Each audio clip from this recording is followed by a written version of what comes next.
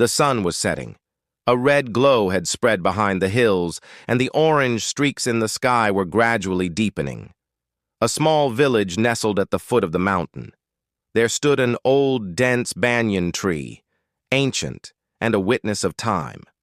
Beneath that tree sat Arav, a 22-year-old young man, worry lines on his face. His eyes reflected not tiredness, but restlessness. He played with the dust for a while, then took a deep breath and looked up at the sky. "How long must I wait?" he muttered to himself. From nearby a voice came, soft, steady, and full of experience. "What are you waiting for, son?" Arav turned. It was the same elderly man he had met several times before, white beard, wooden staff, and calm wisdom in his eyes. "Just waiting to become something in life," Arav said softly. The old man smiled and sat down beside him. "Why such impatience to become something?" "Because everyone else is moving ahead," Arav's voice rose. "My friends have jobs, some started startups, others went abroad, and me? I'm just trying, with no results." There was silence for a moment. Only the rustling of leaves and distant bird song could be heard. The old man pulled a small seed from his pocket and placed it on the ground. "If I plant this now, will it grow into a tree tomorrow?" "No," Arav shook his head.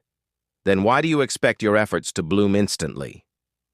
Arav was quiet. The old man gently dug a hole and placed the seed inside. "Every seed takes time to grow. First, it builds roots underground, strong and deep. Nothing is visible on the outside, but a lot is happening inside. While flattening the soil," he said, "that's what you're doing too.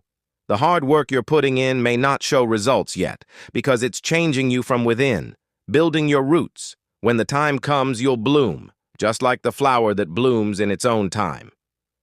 Arav's eyes welled up. "But how much longer?"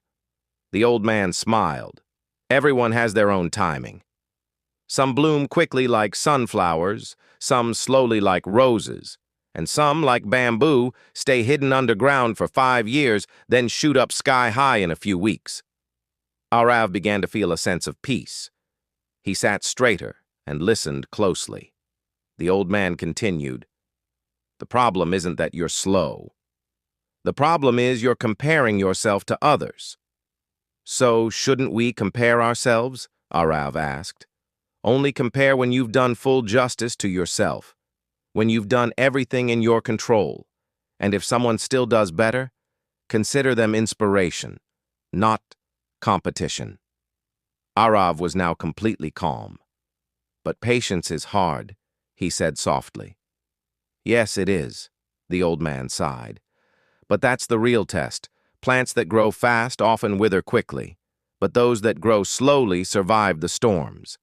He pointed to a small plant nearby. "See this? I planted it a year ago. For months, nothing appeared. I thought the seed had failed, but I didn't give up. Kept watering it, kept waiting, and now look, it's growing in its own time." Arav looked closely at the plant. Its roots were deep, stems straight, and leaves green. That plant seemed to represent Arav himself. A few months later, Arav was once again sitting under the banyan tree. But this time he wasn't tired. He was calm. In his hands was a diary, where he had written all the changes of the past 6 months. Within himself, he had learned something new. Everything moves at its own pace. He was still in the race, but now he was racing against himself, not others. Now he woke up every morning with a new sense of hope. When the old man returned that day, Arav stood up, smiled, and said, "You were right. I was building roots. Now I've started growing upward." The old man hugged him. Final words. "Old man, every flower blooms in its own time, Arav, and so will you. And when you do, you'll be a source of shade and inspiration to others." Lesson: don't compare. Trust your journey. Growing slowly isn't weakness, it's depth.